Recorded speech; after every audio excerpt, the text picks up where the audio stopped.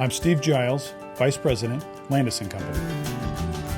Steve, it's that time of year when investors are getting year-end statements. They're seeing magazine covers touting the most successful funds from 2015.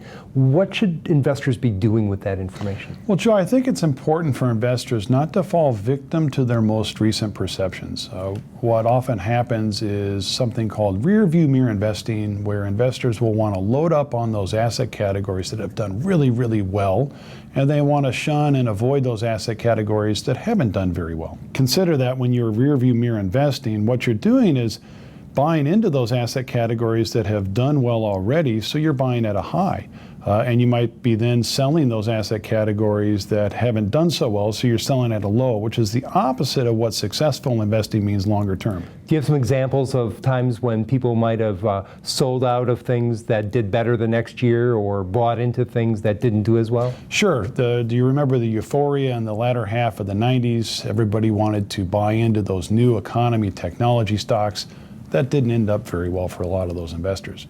There are also times, though, when you have a lot of opportunity in the marketplace. Consider that at the end of that recession after the technology crash in 2002, the worst performing asset class was small cap growth by a country mile. Guess what the best performing asset class was in 2003? Small cap growth? Absolutely. So what should I be doing, just ignoring the winners and losers that I see? No, you don't want to ignore the winners and losers that you see on your statements, but I think it gives investors a good time to revisit their overall balance and their overall allocation as we move into the next year. One good strategy for investors is to resist that urge to load up on what's done well and instead consider trimming their winners, locking in some of those gains and taking that money off the table. Where do they go with the money that they take off the table?